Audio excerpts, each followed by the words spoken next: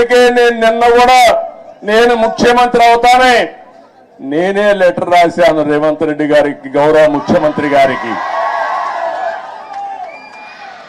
రెండు రాష్ట్రాల మధ్య కొన్ని సమస్యలు ఉన్నాయి, ఈ సమస్యల్ని పరిష్కారం చేద్దాం, నేను వచ్చి మిమ్మల్ని కలుస్తానని నేనే చొరవ తీసుకున్నాను.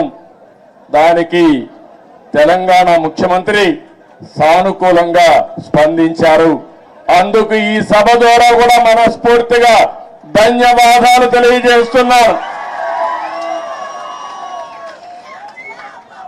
తెలుగు జాతి ఒకటి, అన్నదమ్ములు విడిపోతాం, విడిపోతే చిన్న చిన్న సమస్యలు వస్తాయి, భావోద్వేగాలు ఉంటాయి, కానీ అది శాశ్వతంగా ఉండకూడదు. ఎప్పుడైనా అన్నదమ్ములు విడిపోయినా బయట వాళ్ళు మన మీదకి వస్తే మన ఇద్దరం ఒకటేనని చెప్పి నిరూపిస్తామనా కాదా అని మిమ్మల్ని అడుగుతున్నా. ఆ ఐకమత్యం ఇక్కడ ఉండాల్సిన అవసరం ఉంది. మన జాతి ఒకటి, తెలుగు జాతి, మనం మాట్లాడే భాష ఒకటి, తెలుగు భాష. భాషను కాపాడుకోవాలి, జాతి ప్రయోజనాలు పరిరక్షించుకోవాలి, రెండు రాష్ట్రాలు కూడా బాగుపడాలి, ముందుకెళ్ళాలి.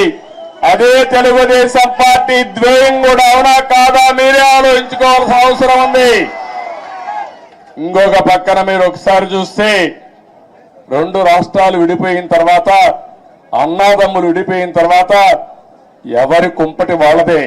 కష్టపడితే సుఖపడతారు, ఎక్కువ సంపాదించుకుంటే ఆనందంగా ఉంటారు. అయితే అదే సమయంలో ఏదైనా కలిసి పనిచేస్తే ఒక న్యూ ఎనర్జీ కూడా వస్తుంది. ఇద్దరు ఐకమత్యంగా ఉంటే ఐకమత్యం చాలా బలాన్ని ఇస్తుంది. ఒకప్పుడు 42 మంది ఎంపీలు ఉండేవాళ్ళు ఆంధ్ర రాష్ట్రంలో, దగ్గర ఒక 18 మందో 16 మందో రాజ్యసభ మెంబర్లు ఉండేవారు. ఇప్పుడు రెండు రాష్ట్రాలు విడిపోయిన తర్వాత తగ్గిపోయినాయి. కానీ ఏ సమస్య వచ్చినా నేను ఒకటే చెప్తున్నాను, నాకు ఆంధ్రప్రదేశ్ అనే తెలంగాణని కాకుండా రెండు రాష్ట్రాల ప్రయోజనాలు, తెలుగు జాతి ప్రయోజనాలు కాపాడడానికి ముందరుంటాను. కొంతమంది ఆలోచిస్తున్నారు గొడవలు పెట్టుకుంటే సమస్యల పరిష్కారం అవుతాయని. గొడవలు పెట్టుకుంటే నీళ్లు రావు,